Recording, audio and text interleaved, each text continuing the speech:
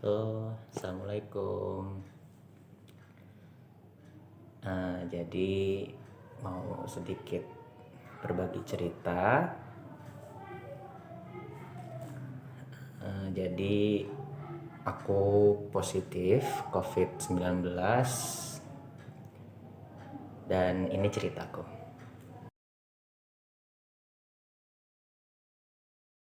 Apa sih awal mula muncul gejala yang dirasain? Jadi gejala yang aku rasain itu pertama demam. Demam itu selama 2 hari berturut-turut, panas tinggi, naik turun selama 2 hari, terus berlanjut ke badan tuh sakit-sakit semua, linu-linu, terus mulai muncul pilek, hidungnya tersumbat, terus di hari keempat dan kelima tiba-tiba hilang indera penciuman, nggak bisa nyium bau apa-apa, terus hilang juga indera perasa, jadi makanan minuman semua tuh nggak ada rasanya, karena kan memang penciuman itu ada korelasinya sama indera perasa kan ya. Kalau kita nggak bisa mencium bau ya otomatis akan menyusul tuh hilang rasa, atau kalau dalam istilah medisnya anosmia. Mohon dikoreksi kalau salah. Jadi itu awal mula muncul gejalanya sampai pada akhirnya berangsur-angsur ke batuk. Batuknya sih batuk ringan yang aku rasain ya, tapi mungkin kalau orang lain atau beda orang beda juga gejala yang dirasain. Habis itu batuk, berangsur-angsur ke hilang, persatu-persatu kembali pulih lagi gitu sih.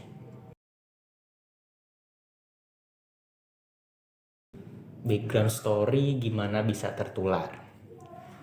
Sebenarnya awalnya tuh nggak sempat terpikir gimana bisa tertular dari siapa atau pas di mana, tapi lama kelamaan sadar waktu itu di kampus kumpul sekitar 4 orang, ketemu di situ salah satu tuh ada yang sakit. Ya dipikir kan kayak meriang atau demam biasa gitu ya, dia ngeluhnya kayak dingin terus badannya panas, ya biasa aja sih awal-awalnya. Terus besoknya kita rekumpul berempat itu, bertiga dari kami sakit.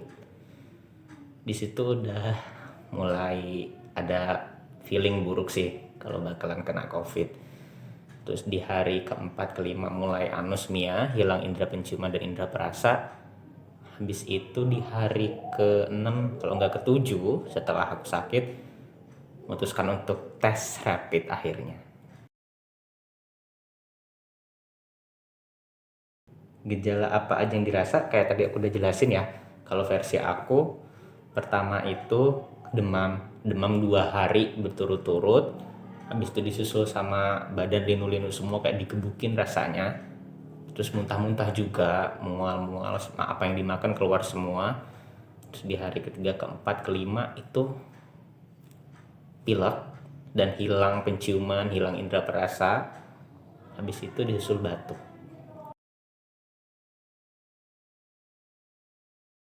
Kapan memutuskan untuk tes rapid?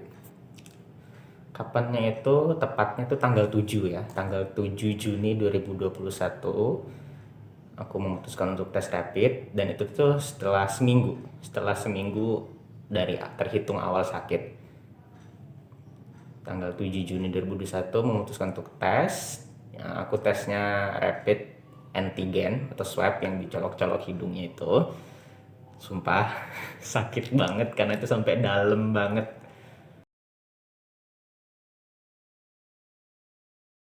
Gimana perasaannya setelah dinyatakan positif? Yang jelas nano-nano banget, bingung, down yang pasti. Yang jelas bener-bener dunia itu kerasa berhenti berputar untuk kita. Setelah baca hasil tes swabnya itu positif, aku bener-bener down. Terus nelpon kedua orang tua ngabarin, ya nangis, pecah, ngerasa hopeless, nggak ada harapan, ngerasa kalau udah positif tuh kayak nggak bakal sembuh. Itu pertama kesan yang dirasain. Tapi ya berangsur lama kelamaan support dari orang tua, support dari teman-teman terdekat, dari dosenku baik-baik semua. Akhirnya semangat sampai sekarang semangat untuk sembuh. Jadi downnya itu cuman di hari itu aja. Terus setelah dinyatakan positif, isolasi mandiri atau di rumah sakit.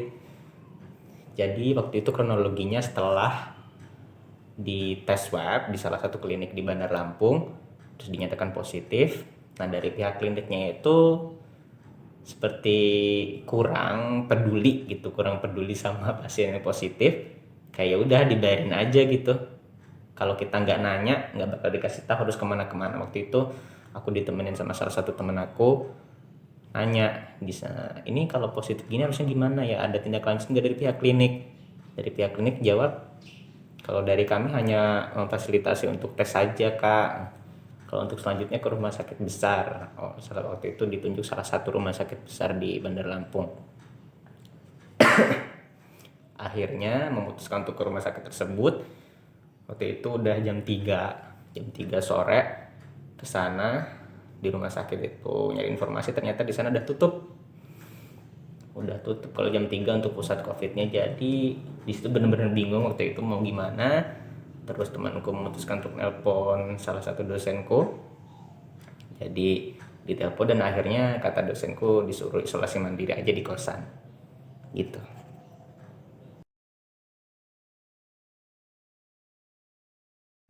Terus obat-obatan apa aja dikonsumsi selama isolasi mandiri? Oke, obatnya banyak, jadi aku coba kasih tahu satu-satu ya. Yang pertama, ini aku obat-obatan ini nggak dikasih dari rumah sakit atau apa, tapi aku dikasih sama salah satu dosen aku yang beliau juga pernah terpapar atau kontak langsung dengan yang positif gitu. Aku juga kurang paham, jadi aku dikasih semacam obat-obatan sama vitamin dari beliau. Terima kasih banget buat Ibu Rizka yang udah kasih aku obat-obatan selama isolasi mandiri, dan ini benar-benar sangat membantu aku cepat pulih. Yang pertama itu ada merek dagangnya tuh Bicam Z. Ini multivitamin dan mineral zinc, jadi isinya ada vitamin C, mineral sama zinc. Terus ada vitamin D3. Vitamin D3-nya ini mereknya Nutrimax ya. Ini sorry kameranya karena kamera depan jadi mirror. Vitamin D3 400 IU dari brandnya Nutrimax. Satu aku juga dikasih vitamin E, yaitu mereknya Nature E, untuk kulit. Jadi yang aku tahu itu selama isolasi mandiri atau kalau kita positif itu harus banyak konsumsi vitamin C, D, E sama zinc. Itu yang penting. Setelah berapa hari isolasi aku memutuskan untuk konsultasi lewat aplikasi Alo Dokter, dan alhamdulillah aku dapat dokter yang baik banget, responsif ketika di chat. Bener-bener aku dikasih bimbingan, dikasih mental, dikasih resep obat.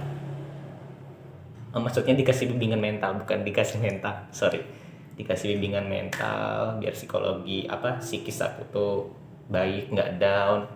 Terus dikasih resep obat. Nah situ dikasih resep obat sama dokternya, karena aku ada batuk sama pilek juga, dikasih suruh Silex sirup. Ini untuk batuk sama pileknya.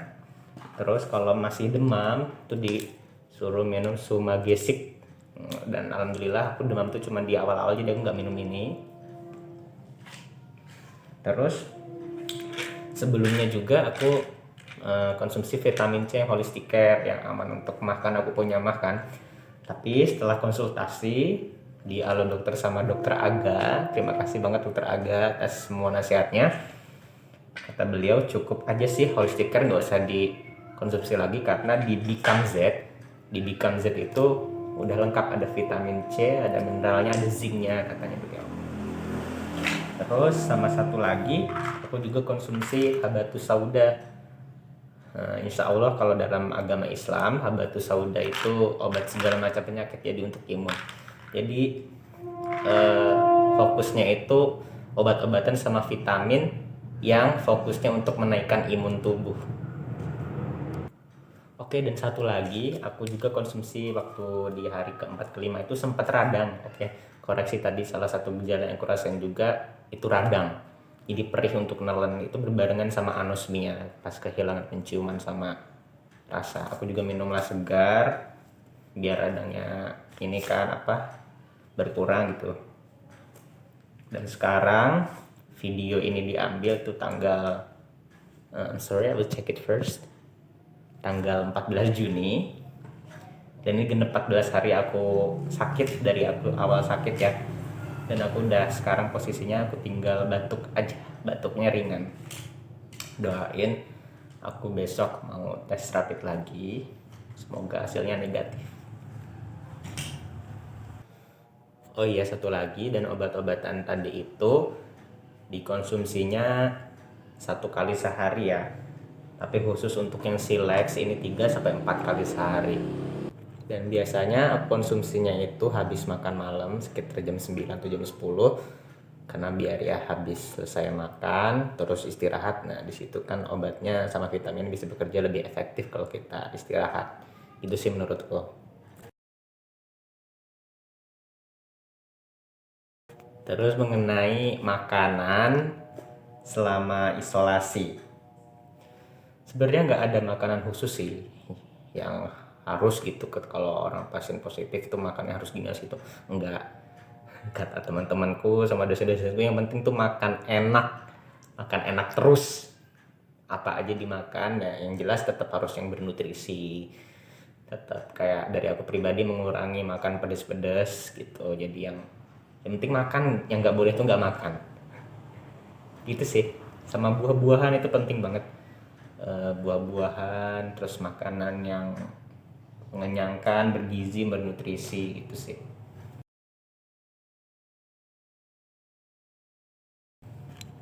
Konsumsi ramuan khusus, jamu atau herba-herba gitu pasti, karena juga ya banyak, ya udah banyak beredar juga informasikan ada ramuan ini, ada jamu ini yang bagus dikonsumsi untuk yang positif COVID-19 gitu. Yang pertama yang aku konsumsi itu air degan, kelapa muda itu dicampur sama air jeruk nipis itu setengah, terus garam itu secukupnya, sama madu 2 sendok. Dan semua itu ya dibikinin sama temen-temen yang support banget aku selama isolasi sih. Aku kebantu banget sama mereka, kayak selalu disiapin makanan dan minuman. Makasih banget buat teman-temanku yang nggak bisa aku sebutin satu persatu yang udah support aku selama isolasi, support aku makan setiap hari, dibeliin, disiapin, begitupun sama minuman-minuman juga. Thank you so much, it means a lot. Aku dikasih resep jamu herbal itu dari teman aku juga, Indri. Makasih banget udah kasih saran itu, dan karena jamu ini aku membaiknya itu cepat banget. Nanti aku kasih screenshotan bahan-bahannya ya, karena aku agak lupa.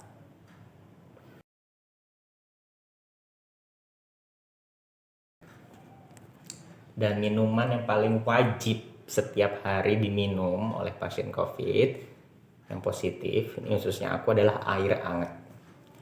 Air hangat itu wajib banget, pagi, siang, sore, malam, setiap nggak makan pun harus minum, karena harus tetap terhidrasi kan.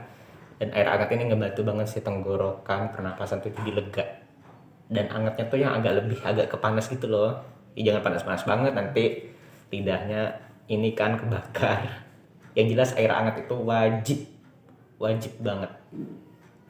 Sama minyak kayu putih tuh wajib banget dioles-olesin ke badan. Sama ketika mandinya juga harus selalu air panas. Dicatat, air panas dikasih air dingin tentunya, jadi air hangat.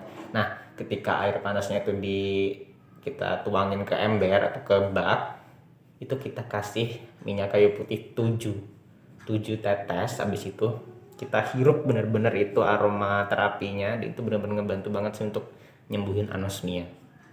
Harus dicoba. Oh ya guys, kok aku baru sadar ya, kan ini ngerekam video sendirian di kamar isolasi di kosan, isolasi sendiri, kok aku masih pakai masker. Tapi sorry, kayaknya bisa dicopot karena agak ngap. Sorry.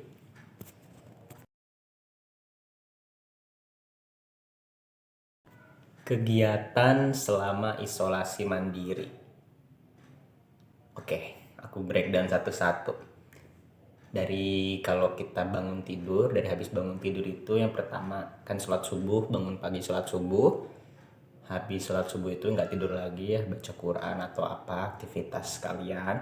Habis itu sekitar jam 7 sambil nunggu matahari terbit. Kan karena posisi kosan aku ini ada di bawah, terus naik sedikit itu rel kereta api, jadi kalau jam 7 itu matahari belum sampai gitu kan, jadi kalau mau dapet sinar matahari harus naik. Jadi ketika jam 7 itu aku mutusin olahraga apapun aku coba. Pernah nyoba yoga itu enak banget. Meditasi yoga itu bener-bener bikin relax di badan, bikin kayak healing banget deh. Habis itu juga nyoba dance. Waktu itu aku nyoba dance bener-bener tapi nggak kuat karena kayak nafasnya tuh lebih cepet ngos-ngosan, jadi aku memutuskan untuk nggak coba dance lagi. Habis itu akhir-akhir ini yang sering aku lakuin itu olahraganya yoga sama senam aerobik. Nah itu pun secukupnya, nggak boleh sampai capek-capek banget. Habis keringetan jam 8 tuh udah matahari udah bisa sampai tuh di belakang kosan, dan situ aku mesti berjemurnya 20 menit sampai 30 menit sih. Terus habis berjemur itu nunggu keringat hilang, udah hilang semua keringatnya. Habis itu mandi pagi itu sekitar jam 9-an. Tadi ya air hangat, terus dikasih tetesan minyak kayu putih itu 7 tetes. Habis itu dihirup dulu, baru kita kasih air dingin, baru kita mandi.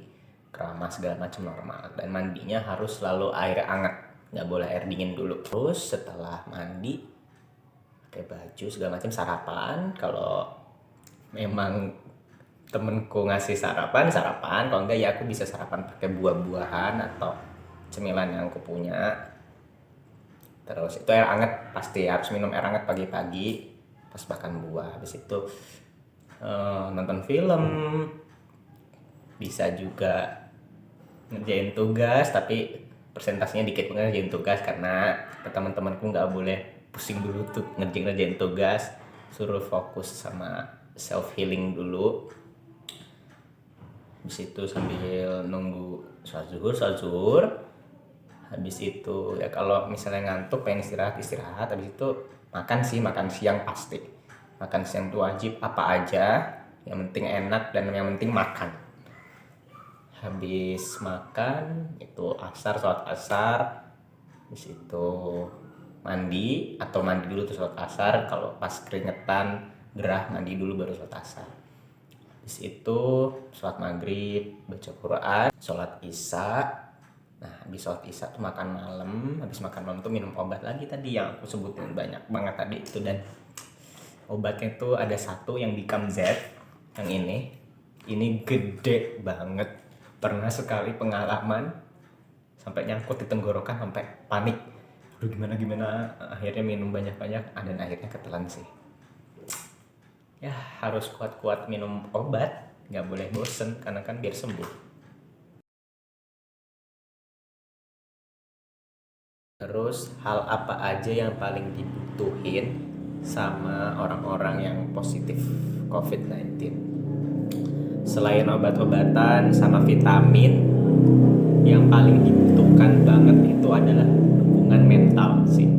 Aku ngerasa banget karena kayak sometimes ngerasa banget down, sepi, stres pasti ya, karena kayak di kamar terus, di tempat isolasi terus setiap hari 24/7. Kan kadang stres, apalagi buat aku orangnya tuh orang outdoor banget gitu.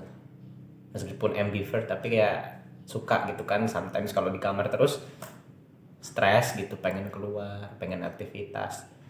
Nah kadang di situ sih muncul mentalnya breakdown banget, down, stres, nangis juga. Aku beberapa kali nangis ketika lagi stres, tapi alhamdulillah balik lagi karena aku ada orang tua yang selalu support. Setiap hari video call, teman-teman juga yang selalu support, ngasih aku dukungan mental. Ya itu ngebantu banget sih buat aku. Catatan nih penting banget buat kalian siapapun, kalau ada temen atau keluarga, sahabat pasangan kalian yang positif, bener-bener mereka tuh butuh banget dukungan mental, sama setidaknya di telepon atau di video call, di chat setiap hari tuh bagi mereka tuh udah penting banget, karena kayak they need more attention gitu loh, kayak butuh temen, karena kan stres tadi aku bilang ya, kalau setiap hari-hari cuma di kamar mentalnya sering down. Setidaknya temenin aja gitu, kayak ditanyain kabar tuh udah seneng banget. Itu sih pokoknya catatan, saling dukung. Kalau ada teman atau keluarga yang positif, jangan dijauhin, karena sebenarnya mereka tuh ya sakitnya kayak sakit orang biasa, flu batuk biasa gitu loh, tapi kan mental mereka yang kena, karena kan ini virus pandemi ya, seluruh dunia ngerasain, dan betapa ngerinya pas di awal-awal beritanya gini gitu. Jadi mentalnya yang lebih kena, jadi butuh bener-bener support dari kalian untuk mental mereka biar tetap kuat selama isolasi mandiri. Terus kesan atau pengalaman yang dirasakan selama isolasi, baik, tentu ada baik buruk ya. Yang baiknya sih kayak kita lebih banyak ngasih waktu untuk diri kita sendiri sama Tuhan. Itu sih kayak sebelum kena COVID ya, mungkin kita selalu disibukkan sama aktivitas kuliah, kerja, aktivitas luar ya, sampai kadang lalai dalam ibadah kita sama ke Tuhan.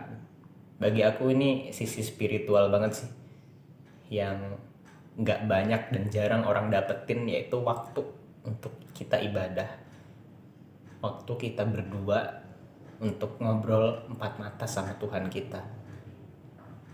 Bener-bener ngedapetin quality time gitu loh, yang kayak kita sering banget pengen quality time sama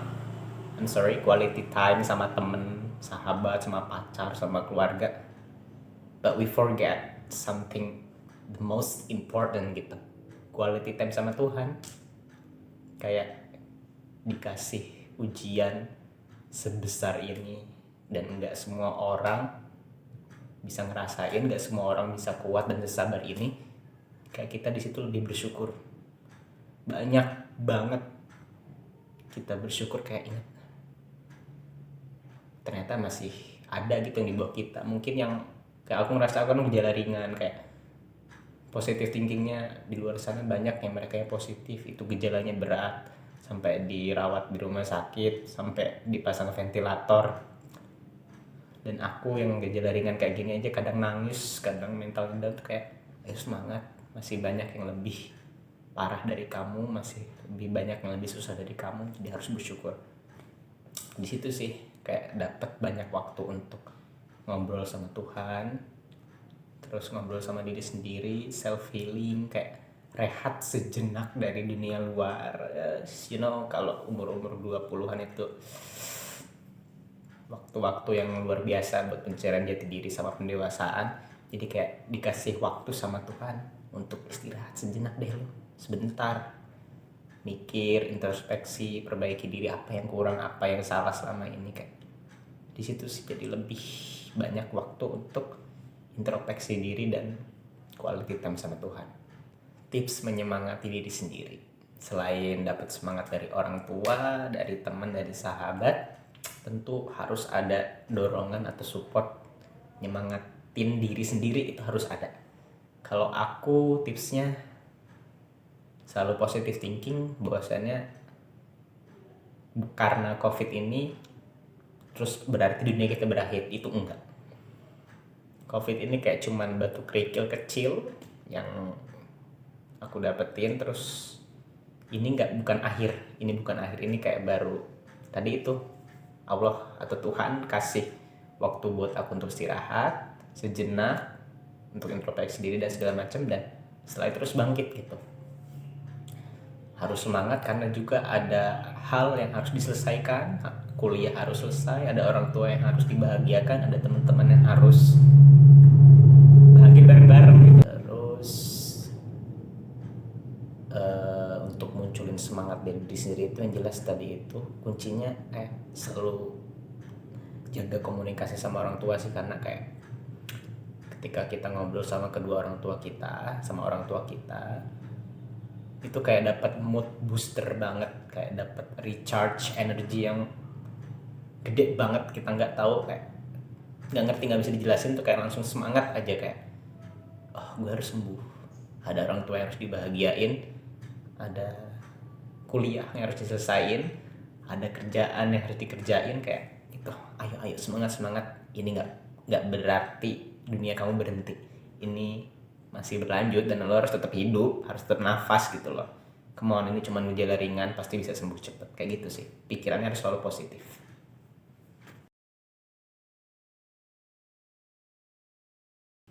Terakhir, kesan dan pesan untuk orang-orang.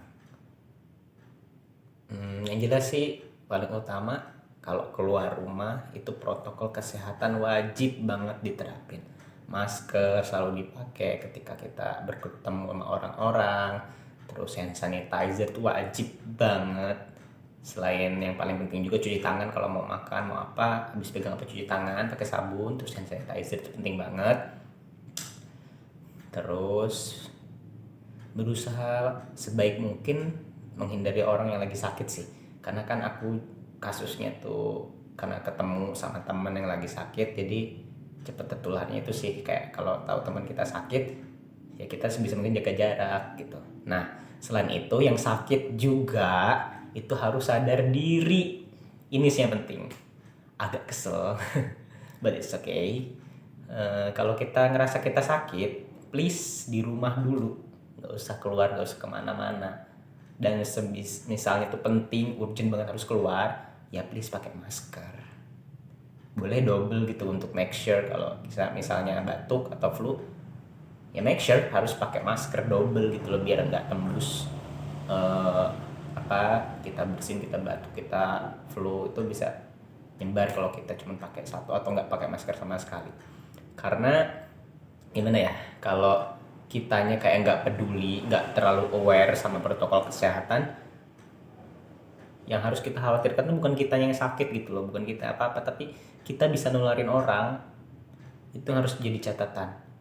Kayak kamu bisa apatis, kamu bisa nggak peduli, gue sakit gue bodo amat, gue nggak covid, nggak segala macam. Tapi kan kita nggak tahu daya tahan tubuh orang kan beda-beda. Yang kita temuin, yang kita hadepin itu imunnya lemah, ya bisa ketular gitu loh. Dan ketika sudah tertular itu kan kalian nggak pernah tahu seberapa hancurnya mental mereka, seberapa hancurnya semangat mereka ketika mereka tahu mereka positif.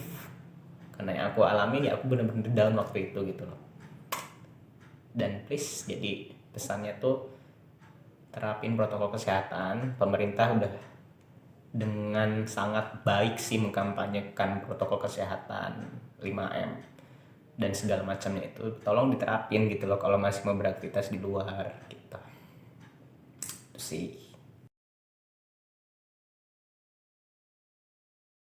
Dan satu hal yang paling terakhir lagi, itu ucapan terima kasih. Yang pertama jelas aku sangat mengucapkan terima kasih kepada Allah Subhanahu wa Ta'ala yang masih memberikan aku kekuatan, kesabaran untuk menjalankan ujian dari Tuhan. Karena aku yakin ujian ini untuk menaikkan level aku, karena semakin aku diuji, dan artinya aku harus semakin kuat gitu loh. Terima kasih kepada Allah. Selanjutnya terima kasih pada kedua orang tuaku, ayah, ibu, sama adikku yang selalu dukung aku. Apapun yang terjadi sama aku selalu ada, selalu nyemangatin, selalu percaya bahwasanya aku bisa, aku kuat, aku bisa sembuh, aku bisa ngelewatin segalanya. Terima kasih karena kedua orang tua aku ini selalu mempercayakan sepenuh hati apa yang aku lakuin, apa yang aku alamin tuh selalu didukung. Karena aku bersyukur banget atas nikmat itu, karena banyak juga orang tua yang nggak mendukung anak yang ngelakuin ini itu, terus mungkin cara mendidiknya keras segala macem. Nah, orang tua aku luar biasa banget sih, selalu support aku setiap hari video call. Bahkan kalau aku lupa, ibu duluan, ayah duluan yang video call, dan aku juga seperti itu sebaliknya, selalu kasih kabar perkembangan kesehatan aku. Terima kasih banget buat ayah sama ibu, semoga selalu sehat di sana. dan terima kasih selalu doain aku dan aku bisa progres kesehatan itu semakin membaik setiap harinya. Terima kasih. Terus ucapan terima kasih selanjutnya buat dosen-dosen aku, Bu Rizka, Bu Desi, Miss Reni yang selalu nyemangatin setiap hari, nyempetin waktunya di sela-sela kesibukannya untuk sekedar chat, Diki apa kabar, gimana perkembangan kesehatannya. Itu bener-bener berarti besar buat aku. Terima kasih ibu-ibu semuanya atas dukungannya buat Diki, sampai beliin Diki vitamin sebegitu banyaknya. Terima kasih karena yang benar-benar ngebantu banget selama ini. Terus ucapan terima kasih aku yang selanjutnya buat sahabat-sahabat aku yang selalu ngedukung aku, nemenin aku selama isolasi. Makasih banget juga karena setiap hari yang selalu nyediain aku makan pagi, siang, malam, terus juga kasih buah-buahan, terus salad, segala macamnya. Masalah makanan sama minuman aku selalu dibantu sama kalian. Tanpa kalian aku mungkin gak akan bisa pulih secepat ini. Aku gak bisa bales banyak. Makasih masih selalu support aku di masa-masa sulit, masih selalu ada buat aku. Maaf gitu, aku selalu ngerepotin kalian. Nggak pas aku sehat, pas aku sakit selalu ngerepotin. Pokoknya aku nggak bakal lupain kebaikan kalian sampai kapanpun, dan semoga Allah balas yang terbaik buat kalian, dimudahkan kuliahnya, dilancarkan rezekinya, dan yang penting selalu sehat. And one thing that I know, I love you so much guys. Mungkin ya nggak banyak gitu ya, apalagi di umur 20-an yang aku bilang tadi, kayak kita nggak punya banyak temen, nggak punya banyak orang yang bisa dipercaya, tapi aku bahagia punya kalian yang selalu dukung aku selama aku di kosan, jauh dari rumah, jauh dari orang tua. Kalian keluarga kedua aku. Pokoknya sorry, pokoknya it means a lot to me gitu. Kalian berharga banget. Semoga aku cepat sembuh, cepat tes rapid lagi terus hasilnya negatif, terus aku pengen ketemu sama kalian. Aku kangen banget sama kalian karena isolasi mandiri bener-bener membosankan, but it's okay. Pokoknya terima kasih buat kalian, sehat selalu, lancar kuliahnya. Ayo kita bentar lagi wisuda karena udah semester akhir. Thank you so much. Thank you.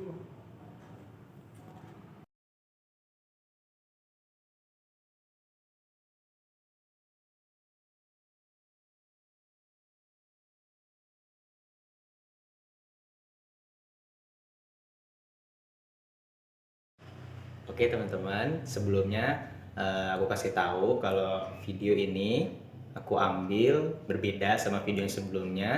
Video ini aku ambil tanggal 25 Juni 2021 dan aku mau ngasih kabar ke kalian bahwasannya pada tanggal 16 Juni kemarin aku udah tes lagi dan hasilnya sudah menunjukkan aku negatif. Jadi alhamdulillah banget, seneng banget. Akhirnya aku bisa survive, bisa bertahan, dan bisa sembuh dari COVID-19 ini. Terus tentang kondisi aku, keadaan aku sama kesehatan aku sekarang gimana? Keadaan aku alhamdulillah sehat walafiat, sehat banget. Ngerasa baikan, ya badan fresh lagi gitu kayak biasanya, kayak nggak sakit. Dan alhamdulillah banget gitu. Tapi untuk vitamin, suplemen, sama protokol kesehatan, makan buah-buahan itu masih aku konsumsi sampai sekarang, masih aku terapkan sampai sekarang karena untuk menjaga imun juga kan, daya tahan tubuh kita biar tetap terjaga. Karena as we know, sekarang nih di mana-mana kasus positif lagi tinggi banget, maka dari itu tetap melaksanakan prokes sama vitamin tetap dikonsumsi biar tetap terjaga dan biar nggak kena lagi. Pesan aku buat teman-teman di luar sana yang masih berjuang untuk sembuh dari COVID, aku doain semoga lekas sembuh, lekas membaik, lekas pulang ke rumah, terus semangat, jangan pernah patah semangat, jangan pernah down, yakin bahwa kalian bisa sembuh. Aku aja bisa sembuh, apalagi kalian gitu loh. Untuk keluarga atau teman terdekat orang-orang yang positif, aku minta tolong banget didukung, disupport, jangan ditinggalin, terus kasih semangat, terus ada buat mereka sampai mereka sembuh, karena adanya kalian, semangat dari kalian itu berguna banget buat mereka. And lastly, aku mau ucapin terima kasih buat semua teman-teman yang udah menonton video ini. Aku harap bisa di-share ke teman-teman atau saudara kalian yang positif, siapa tahu bisa membantu, karena aku niatnya berbagi pengalaman, siapa tahu yang aku lakuin, obat-obatan yang aku minum, kegiatan-kegiatan aku yang aku lakuin sampai aku sembuh itu bisa menginspirasi, bisa bermanfaat gitu buat mereka. Dan terima kasih banget udah menyempatkan waktunya untuk menonton video ini. Kalau ada manfaatnya silakan diambil, kalau nggak ada juga nggak apa-apa, di skip aja. Aku di sini cuma mau berbagi cerita. Terima kasih atas segala perhatiannya. Wassalamualaikum warahmatullahi wabarakatuh. See you.